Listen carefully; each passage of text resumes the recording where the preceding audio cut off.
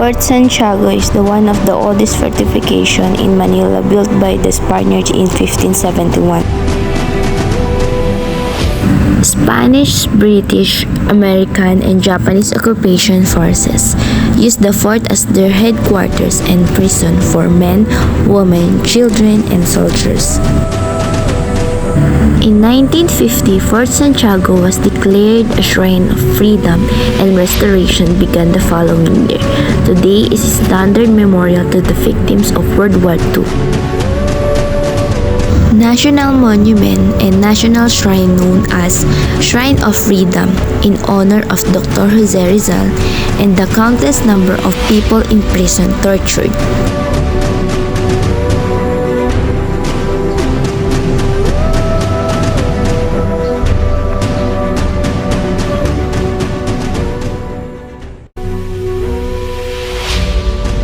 Fort Santiago is a historic citadel located in Intramuros, Manila, Philippines.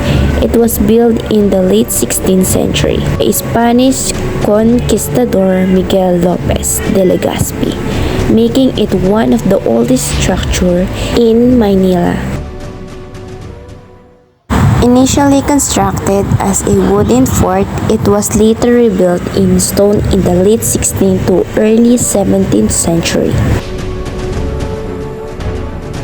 The fort has served various purposes throughout history, including as defense fortress, military prison, and bastion of Spanish colonial power.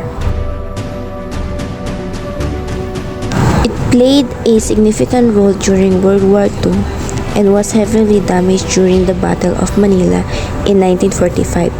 After the war, it was restored to its present state. Today, Fort Santiago is a popular tourist attraction and historical site. Visitors can explore its well-preserved ruins, including the iconic gates, wall, and dungeons. It also houses the Rizal Shrine, dedicated to the Philippine national hero. Dr. Jose Rizal was imprisoned here before his execution in 1896. The fort offered glimpse into the Philippine colonials past and its struggle for independence. Hi, I'm inside the Baluartillo de San Francisco Javier. It was built as the fortification against the attacks from the side of Manila Bay.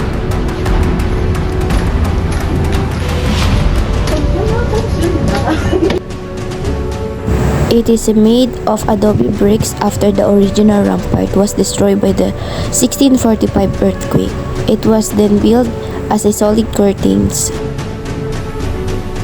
Sabiano Manrique de Lara then was also constructed as a part of the defensive improvement in Intramuros during the British occupation. During the 1945 Battle of Manila against the Japanese, the bulwark was heavily destroyed along with the other structure in the Intramuros and was restored in 1950.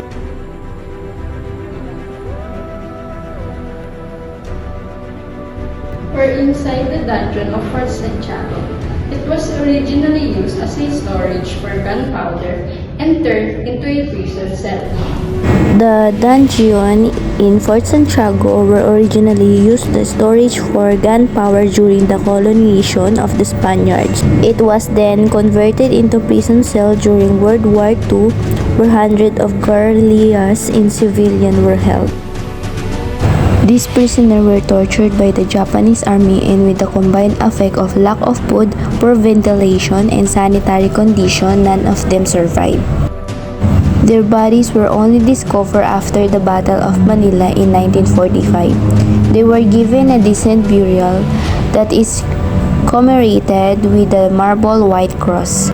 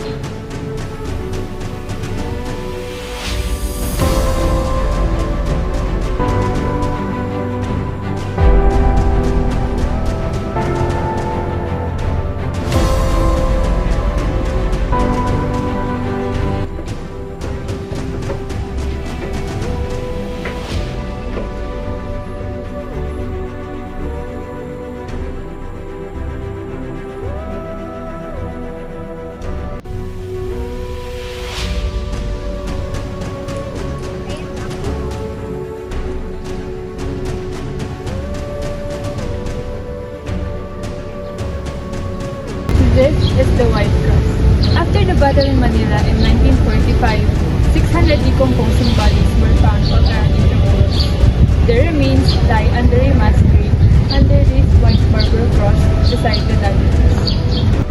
The dungeon used to be the storage vaults and powder magazine of the Bulwarte de Santa Barbara because of the dampness caused by the humid weather and the nearness of vaults to the Pasig River. Spaniards decided to build a new powder magazine in top of the Bulwarte in 1750. So this is Postigo del Nuestra Señora de Soledad, which is used as access from Fort Santiago to the Pasig River.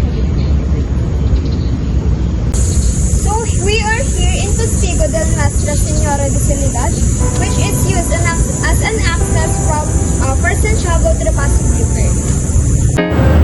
The fort occupants used this gate in the passage to the Pasig River in 1762.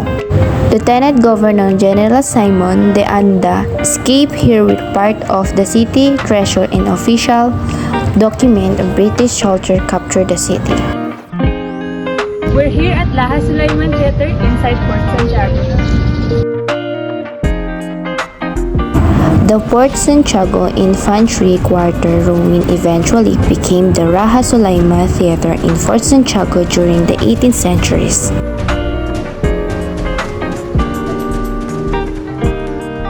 Fun fact here is that the former president of the Philippines, Elpidio Quirino, was imprisoned here for 16 days, which is on year 1943. It is during Japanese colonization.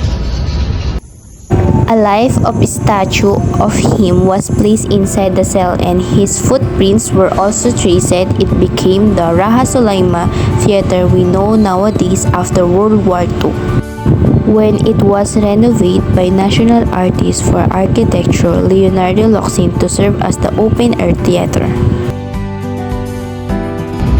I'm standing here in the shrine of Jose Rizal.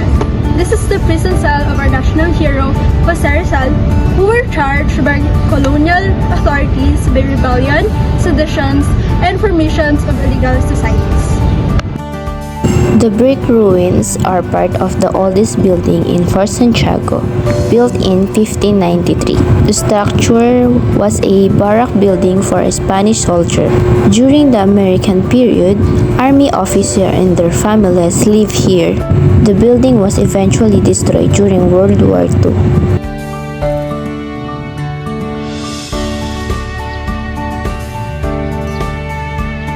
This is Plaza de Armas, located at the center of the Fort Santiago. Back then, it is the area where they stored arms and rifles when not in use.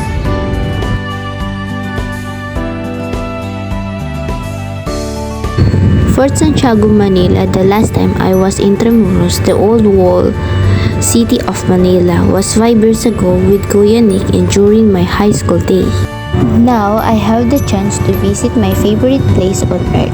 So with Darina and Claudine, we visit Fort Santiago while waiting for pubs. We took a cab to Fort and traveled to the walled city. Here's in the beginning of the history. Thank you and God bless.